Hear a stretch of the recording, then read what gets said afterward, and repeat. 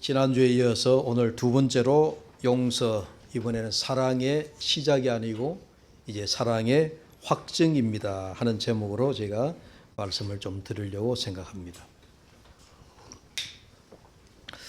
여러분, 십자가, 우리 강단에 십자가가 있는데 십자가가 우리에게 주는 상징적인 의미가 무엇일까요? 여러분들 한번 지금 달리 말고 바로 이 시간에 십자가를 보시면서 이 십자가가 나에게 어떤 의미냐, 이 십자가가 나에게 주는 의미가 무엇이냐 하는 것을 여러분들이 한번 상상해 보십시오. 무엇일까요? 여러분들에게 일일이 한 분씩 다 답을 들으면 좋겠지만 우리가 십자가를 볼 때마다 이 십자가는 하나님이 우리 인간을 향한 하나님의 사랑의 표현이구나. 십자가의 독생자를 못 박기까지 우리를 구원하시기 위한 하나님의 사랑의 표시다. 십자가를 보면 여러분 하나님의 그 사랑, 우리 그 하나님의 사랑을 여러분들이 생각하실 수도 있겠고, 또 방금 제가 얘기했습니다마는 이 십자가를 통해서 하나님이 우리 인간에게 구원이라고 하는 길을 열어주셨으니까 이 십자가를 보면 나는 하나님의 그 인간을 향한 구원이 나는 마음속에 떠오른다.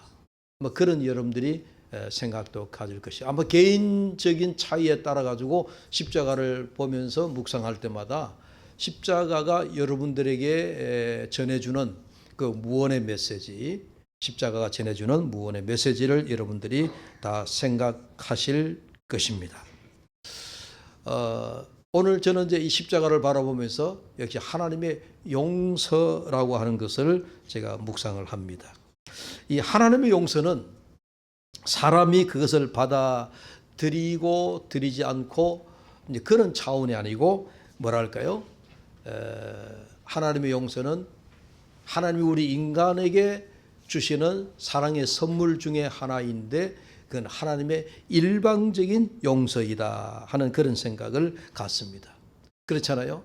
하나님이 너는 된다 안 된다 그런 걸 따지지 않잖아요. 하나님 내가 너를 용서해야 되겠다라고 하시면 하나님이 일방적으로 우리에게 죄 사함에 대한 죄를 없이 하는 그런 용서라고 생각할 때에 하나님의 용서는 일방적인 용서이다 하는 생각을 갖게 되어집니다. 여러분 에덴 동산에서 아담과 하와의 경우를 생각해 보시면 금방 이해가 되실 겁니다. 아담과 하와가 하나님이 먹지 말라라고 한 그 선악과 그 금기를 어기고 선악과를 따먹었을 때에 그들이 갑자기 눈이 밝아졌잖아요. 우리의 모습이 왜 이러지? 그러면서 그들이 그 부끄러운 모습을 가리기 위해 가지고 무화과 나무 잎을 따다가 그 무화과 나무 잎을 엮어가지고 그들의 옷을 만들어 입었다. 그렇게 했습니다. 그들이 선악과를 먹고 난 다음에 지은 죄로 인해서 그들의 부끄러움을 알게 되어지고 느닷없이 우리의 이 모습이 뭐냐라고 하는 생각에 당황을 했는데 그때 하나님께서 무화과 나무 잎을 따서 옷을 지어 입은 인간은 잠시 그들이 죄를 가릴 수는 있어도 역시 시간이 지나면 잎이 시들어 말라버린단 말이죠. 그러니까 하나님께서 인간을 불쌍히 여기시고 하나님이 뭘 만들어줬어요? 가죽 옷을 찌어 입히셨다. 그래서 무화과 나무 잎과 가죽을 만들어서 가죽으로 옷을 만들어 입히셨다라고 하는 것은 하나님께서 인간에게 보여주신 하나의 용서의 과정이다. 그렇게 보여집니다. 그래서 용서는 우리가 뭐랄까요? 하나님만이 용서해 줄 수 있는 하나님 신적인 차원이다 이런 얘기죠. 용서는 하나님만이 할 수 있는 그런 차원입니다. 그러니까 용서의 주체는 우리 인간이 아니고 하나님이시다는 거예요. 용서해 주시는 이는 하나님이시다. 여러분 그렇지요? 그래서 우리가 하나님의 용서라고 하는 것은 이건 절대적으로 하나님만이 하실 수 있는 거예요. 하나님만이 하실 수 있다. 그리고 이건 하나님만이 할 수 있는 아주 절대적이고 또 주체적인 그런 일이다라고 하는 이야기입니다. 지난주에 가늠하다 현장에 잡힌 여인의 얘기를 잠시 했습니다만은 이 가늠하다가 잡힌 현장에서 잡힌 그 여인의 이야기도 똑같습니다. 예수님하고 가늠하다가 현장에서 잡힌 그 여인을 끌고 왔는데 그 여인하고 예수님하고 아무런 직접적인 연관이 없습니다. 그럼에도 불구하고 예수님이 사람들이 다 돌을 내려놓고 물러가고 예수님과 가늠하다가 잡힌 그 여인과 예수님과 두 사람만 딱 맞닥뜨렸을 때 예수님이 하시는 말씀이 나도 너를 정죄하지 아니한다 라고 하는 말씀을 하셨어요. 나도 너를 정죄하지 아니하노니 가서 다시는 죄를 범하지 말라라고 말씀을 하셨잖아요. 그러니까 용서는 예수님만이 하실 수 있는 거죠. 이는 하나님 신적인 차원이다. 하나님만이 하실 수 있는 그런 행위다라고 하는 것입니다. 하나님의 용서를 받은 우리가 그 용서라고 하는 은혜를 남과 나눌 때, 나눈다라고 하는 말은 나도 남을 용서할 때라고 하는 말입니다. 우리가 살다 보면 그럴 때 있잖아요. 내가 당신을 용서한다. 나는 당신의 모든 잘못을 내가 없던 걸로 하겠다라고 그렇게 우리가 사람과 사람, 인간과 인간 사이에 용서라고 하는 그런 물체가 개입이 들어오게 되면 그 용서는 여러분 참 이거는 놀라운 겁니다. 땅의 차원을 벗어나서 하늘에서 땅으로 이어지는 순환을 이루게 되어집니다. 용서는 하나님만 하실 수 있는 건데 하나님 신적인 차원인데 우리 인간이 인간을 용서한다라고 하는 것은 하늘과 땅이 서로 뭡니까? 선한 순환이 이루어지는 놀라운 기적과 같은 일이다 하는 그런 얘기예요. 하나님의 용서가 구체적으로 나타난 사건이 우리 인류사의 바로 십자가 사건입니다.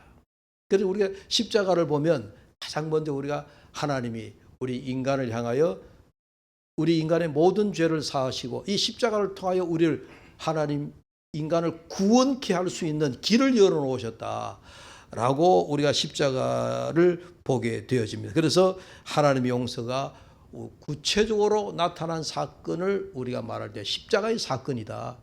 예수님이 십자가에 달려 돌아가신 그 사건, 십자가의 사건이다. 왜 이 십자가의 사건을 제가 강조할까요? 그만큼 용서라고 하는 것이 하나님의 차원, 신적인 차원이다라고 할 때 우리 인간이 용서라고 하는 것 앞에 딱 다다르게 되면 그만큼 힘든다는 얘기예요. 여러분 다 경험 가지고 계실 거예요. 우리가 사람이 사람을 용서하는 거 쉬워요, 어려워요? 어렵죠.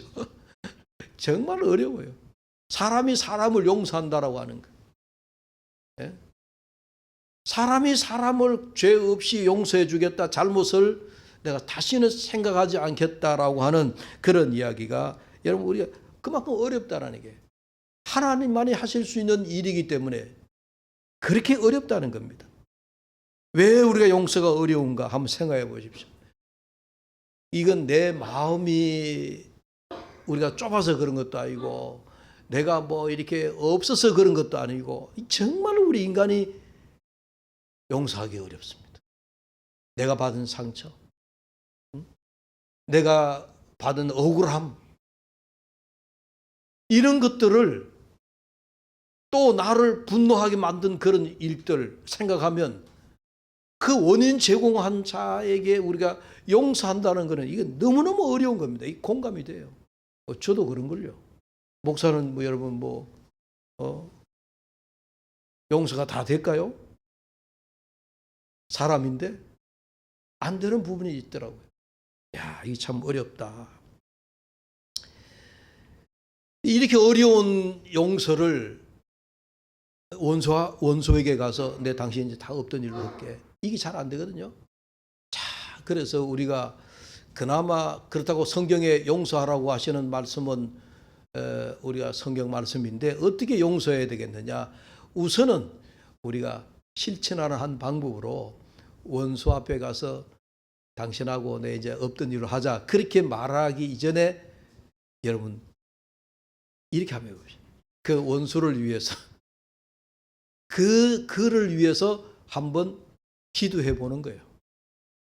하나님, 내가 인간적으로는 밉지만 용서가 안 되는 사람이지만 하나님, 그래도 하나님 용서해 주십시오.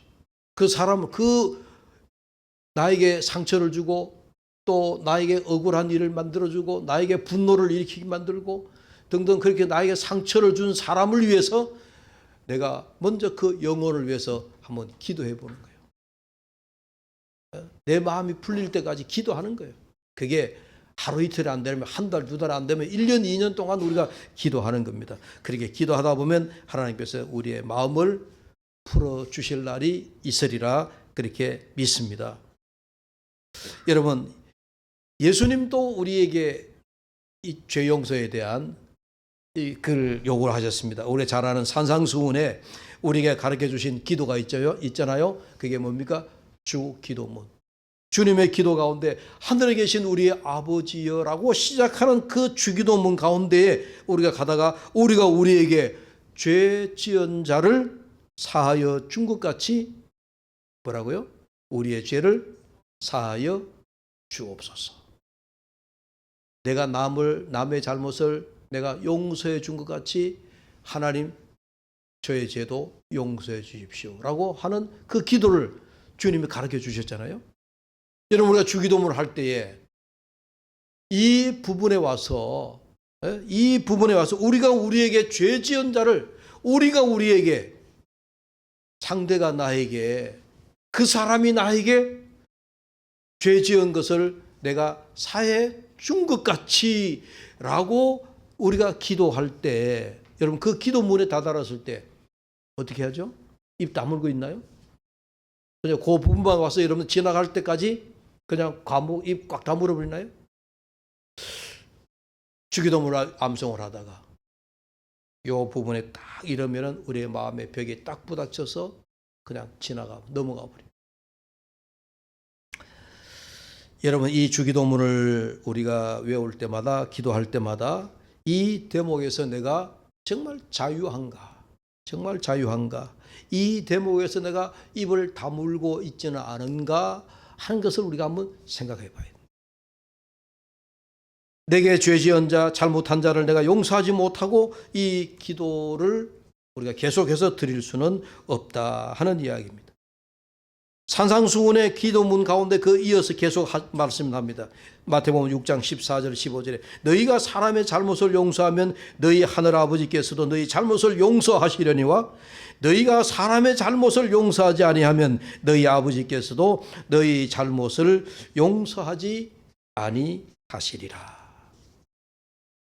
여러분, 오늘날 사회와 국가 간에 여러분 어떻습니까? 갈등과 대립과 다툼과 전쟁이 난무하고 있습니다. 예. 현실적 삶에서 용서한다라고 하는 것이 매우 어렵다라고 하는 것을 전제하기 때문에 예수님이 말씀하셨듯이 하나님의 용서를 힘입어야만이 우리가 사람의 용서를 비로소 할 수 있다. 임금의 신하가 1만 달란트를 빚졌는데 이 1만 달란트 빚진 신하가 임금 앞에 가서 어떻게 좀 내 형편을 봐주시면 안 되겠습니까? 임금이 가만 보니까 신하가 그 1만 달란트 빚을 언제 갚을는지 잘 모르겠다. 딱히 보면 사정이 그래서 임금이 그 신하의 1만 달란트 빚을 아예 탕감을 해줘 버린다. 이 신하가 임금 앞에서 물러나오면서 이야, 내 1만 달란트 내가 빚 탕감받았다. 아주 기분 좋게 나오다가 집으로 돌아가는 길에 벗을 만났는데 그 벗이 100데나리온의 빚을 졌다. 친구를 붙잡고 빚을 갚아라.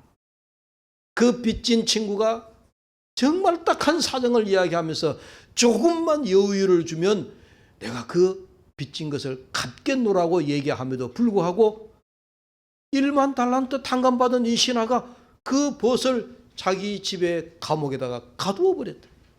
여러분, 이 1만 달란트 빚진 자와 100데나리온의 빚진 자의 비율을 우리가 잘 보고 있는데 여러분, 오늘 1만 달란트 탕감받은 그 신하가 바로 우리가 아니냐. 우리는 많은 것으로부터 하나님 앞에 용서의 은혜를 누리고 있으면서 우리는 사람과의 관계에서 정말 작은 것 하나라도 용서하지 못하고 살아가는 우리의 모습을 비유하는 거 아니겠습니까? 말씀을 준비하다 문득 그런 생각이 들더라고요. 우리 한국교회가 어떠한가? 우리 한국교회가 90년대까지 성장의 일로에 있었습니다. 지금은 이제 우리 한국교회가 성장이 둔화된 상태라고 모든 데이터에서 그렇게 말을 하는데, 여러 가지 요인이 있겠지만은 이 시간에 그런 우리 교회 성장에 대한 둔화에 대한 그런 이야기를 하려고 하는 것이 아니라, 우리 한국교회 성장하는 과정 속에서 파생된 많은 문제들이 있었습니다. 그게 그것 중에 하나가 우리 교회와 교단 간에 나뉘어지는 것, 분립되어지는 것. 좋은 의미에서 분립이지만요, 우리가 전부 다 10중 8구는 전부 다 교회 안에서 싸워가지고 한 자리에서 같이 예배를 못 드리겠다라고 해가지고 전부 다 갈라져 나간 교회들. 원래 선교사들이 우리 한국의 교회를 전해줄 때는요, 미국의 우리 북장로교, 장로교를 전해주고, 감리교 선교사들이 와서 감리교를 전해주고, 또 성결교 선교사들이 성결교를 전해주고, 대표적으로 이제 우리 한국의 우리 큰 교단들, 장로교, 감리교, 성결교, 또 하나는 뭐죠? 침례교. 뭐 이렇게 큰 교단들이 우리 한국의 교회를 전해준 거예요. 그래서 초창기에는 아주 단순했죠. 장로교 아니면 침례교, 침례교 아니면 성결교,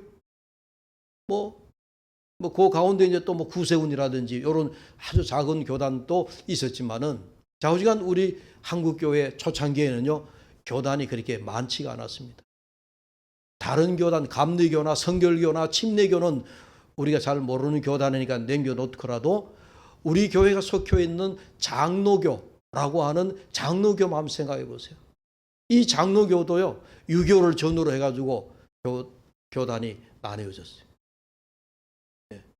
일제 해방되고 난 다음에 막 옥중 성도들과 막 이렇게 싸우면서 또 나뉘어졌어요.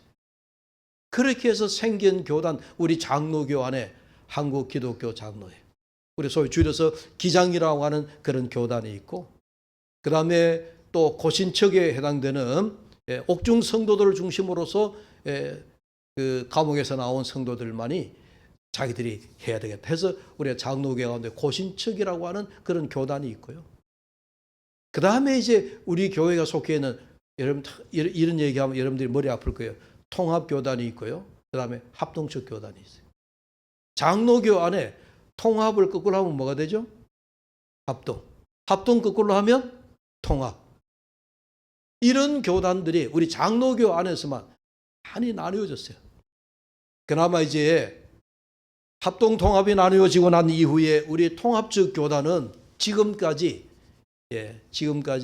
한 60년이 넘도록, 거의 100년에 가까우도록 우리 통합교단은 하나로 쭉 줄기를 이어오고 있습니다. 그런데 합동적 교단은 우리 통합과 합동이 나뉘어지고 난 이후에 합동적 교단은 무려 군소교단이 300개나 나눠졌어요. 300개. 이름도 다 몰라요.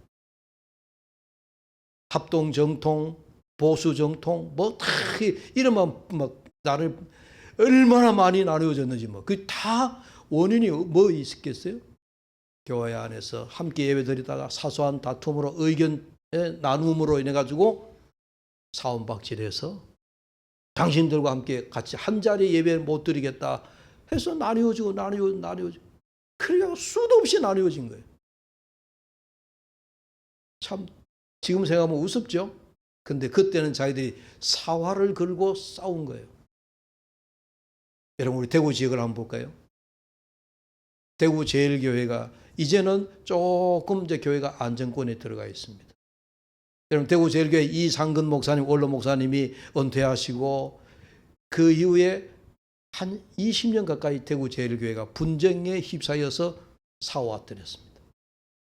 이상근 목사님 돌아가시고 난 이후에 그 다음에 정영환 목사님이라고 서울에 가셨다가 돌아가셨는데, 또 그 뒤에 영남신학대학교에 교수하다가 대구제일교회 담임으로 왔는 나요선 목사님, 그 다음에 저 강원도에서 또 대구제일교회로 왔는 박창훈 목사님 등등, 이런 분들이 여러분 얼마나 대구제일교회가 시끄러웠는지 몰라요.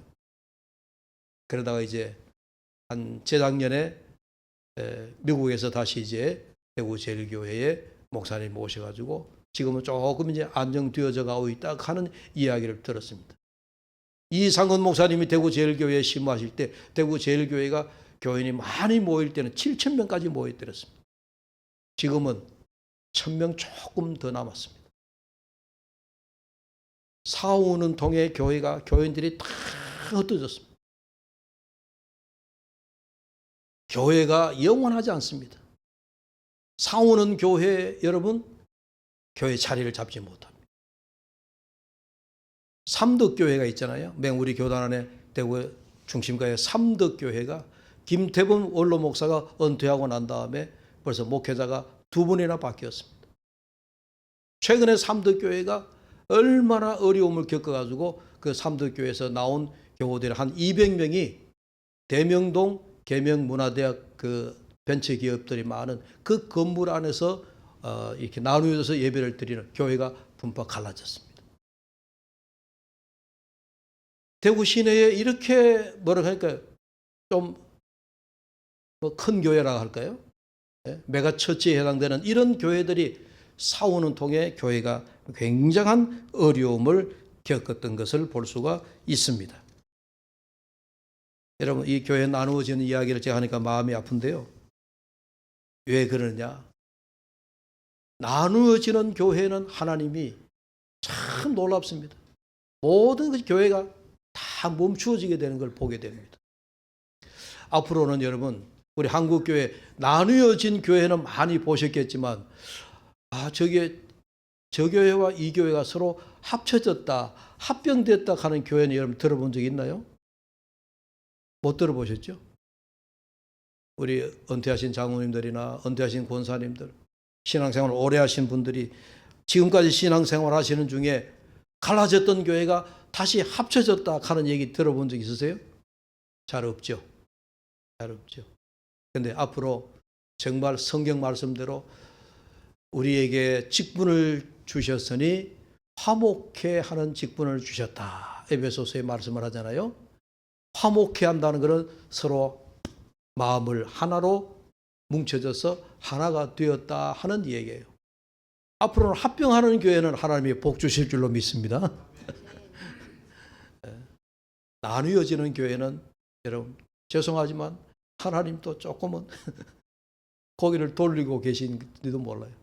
그러나 교회와 교회, 성도와 성도 서로 좀 양보하고 서로 모이면, 서로 합병하면 하나님께서 은혜를 주신다 하는 이야기입니다. 자, 다시 에베소 본문을 볼까요?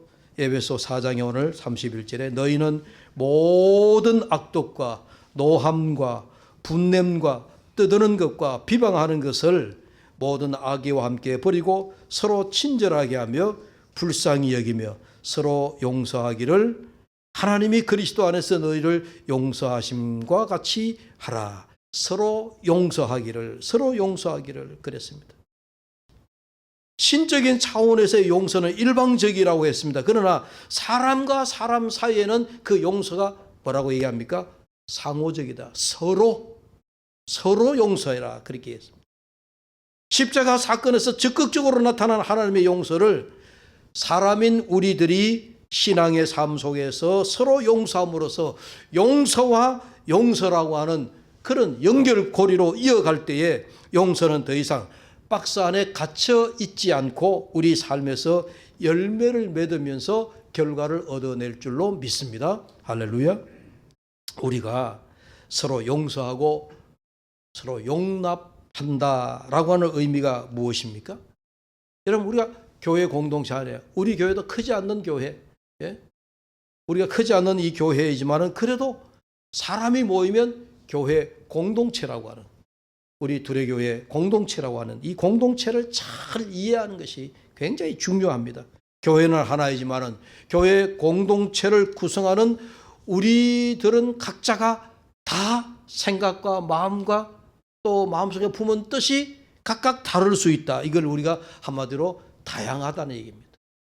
공동체는 공동체로서는 하나이지만 공동체를 이루고 있는 우리 모두의 마음은 서로 다양하다라고 하는 이 다양성을 우리가 교회 안에 절대적으로 이해를 해야 됩니다. 이 다양성을 이해하지 않으면 안 됩니다. 공동체 안에 있으면서 모두가 나와 똑같아야 된다라고 하는 생각은 따라합시다. 양보하자. 나와 똑같을 수가 없어요. 부부라도 똑같을 수가 없어요. 양보해야 됩니다. 나와 같을 수 없음을 이해해야 됩니다. 이것이 성숙의 척도입니다. 하나됨과 다양성을 우리는 동시에 이루어야 됩니다. 그래서 우리가 경계해야 될 것이 오늘 폐쇄성과 배타성입니다. 바울이 한 얘기 가운데, 성경 말씀 가운데 내가 유대인 앞에 가면 유대인처럼 되고 율법 아래 율법 없는 자에 가면 내가 율법 없는 자와 같이 되고, 그러면서 바울이 여기 가서는 이 사람이 되고 저기 가서는 저 사람이 되고 라고 하는 그런 표현을 한 적이 있습니다. 여러분, 우리가 어떻게 생각하면 바울이 야, 이거는 줏대가 없는 사람이다, 자기의 주관도 없는 사람이다 라고 생각하지만은 바울이 이렇게 얘기합니다. 내가 여기 가서는 이런 사람이 되고 저기 가서는 저런 사람이 된 것은 연약한 사람 앞에 가서 연약한 게 되어지고, 이런 사람에게 이런 사람 된 것은 그 사람들 단 한 사람만이라도 하나님 앞에 구원하기 위함이다. 바울의 목적은 구원이라고 그랬습니다. 사람의 영혼을 살릴 수만 있다면, 한 영혼을 구할 수만 있다면 나는 그런 사람이 되고 싶다라고 하는 이야기를 했습니다. 에베소서 4장 23절에 모든 겸손과 온유로 하고 오래 참음으로 사랑 가운데 서로 용납하고 평안에 매는 줄로 성령이 하나 되게 하신 것을 힘써 지키라 라고 말씀을 했습니다. 나만 내 생각과 똑같아야 된다, 나와 똑같아야 된다라고 하는 것은요, 우리의 닫혀진 마음, 폐쇄성이에요. 배타성이에요. 오늘 우리가 교회 공동체를 이루는데 가장 경계해야 될 것이 배타성과 폐쇄성입니다. 십자가에 나타난 용서와 그 용서에서 비롯한 속죄와 우리가 화목을 잘 이해해야 됩니다. 다양성을 추구하되 그것들을 하나로 묶어 결합할 때에 다양성과 그 다양성 속에서 하나를 이루어가는 통일성을 우리가 잘 만들어갈 수가 있습니다. 사랑 가운데 서로 용납하라. 이것이야말로 다양성을 하나로 묶어가는 하나님의 기적을 만들어가는 것인 줄로 믿습니다. 사랑하는 여러분, 오늘 결론의 말씀입니다. 십자가에 나타난 하나님의 사랑이 사람에게 주어지고 그 사랑을 받은 사람이 다른 사람을 사랑할 때에 하나님의 사랑이 비로소 완성되어진다 하는 이야기입니다. 한번 따라합시다. 용서, 사랑의 확증입니다. 오늘 우리 교회에 이런 기적이 나타날 수 있기를 주의 이름으로 축복합니다. 기도합시다. 하나님, 십자가를 잘 이해하고 수직적으로 하나님과 수평적으로 인간으로 이루어져 있는 이 십자가의 사랑을 우리가 이 땅 위에서 주의 자녀로서 십자가의 사랑을 우리가 용서함으로써 이 사랑을 확정해 갈 수 있는 우리 모든 교우들이 되도록 주님 도와 주시옵소서. 예수님의 이름으로 기도하옵나이다. 아멘.